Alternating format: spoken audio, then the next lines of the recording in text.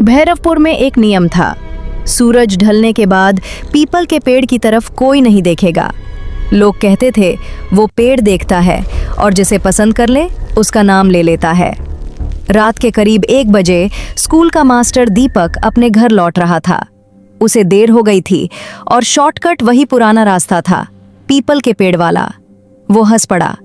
नाम ले लेता है? बकवास। जैसे ही वो पेड़ के पास पहुंचा, उसकी जेब में रखा फोन अपने आप बंद हो गया। हवा रुक गई और फिर पत्तियों के बीच से फुसफुसाहट आई, दीपक। दीपक जम गया। उसने धीरे धीरे ऊपर देखा।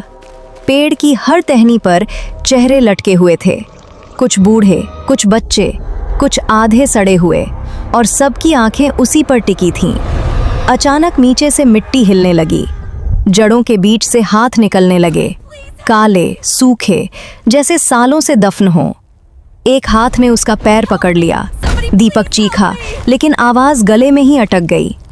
तभी पेड़ के तने में दरार पड़ी और अंदर से एक औरत बाहर झांकी। उसका शरीर पेड़ में ही फंसा था, जैसे वो उसी का हिस्सा हो।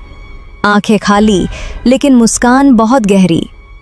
हम नाम नहीं लेते, वो फुसफुसाई, हम नाम याद रखते हैं।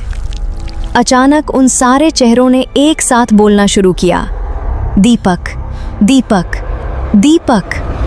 आवाज इतनी तेज हो गई कि उसके कान से खून निकलने लगा। दीपक ने भागने की कोशिश की, लेकिन अब उसके पैर मिट्टी में धंस चुके थे। जड़ों ने धीरे धीरे उसे खींचना शुरू किया। उसने नीचे देखा, मिट्टी के अंदर दर्जनों आंखें खुली हुई थीं और सब उसे ही देख रही थीं। आखिरी बार उसने ऊपर देखा।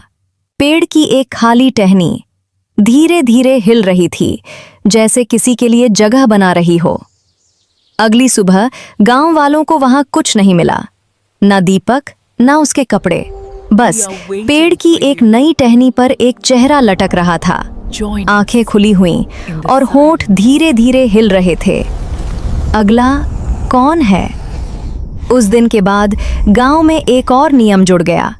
अगर कभी रात में तुम्हें कोई तुम्हारा नाम लेकर पुकारे तो जवाब मत देना, क्योंकि वो शायद तुम्हें नहीं बुला रहा, वो तुम्हें याद कर रहा है।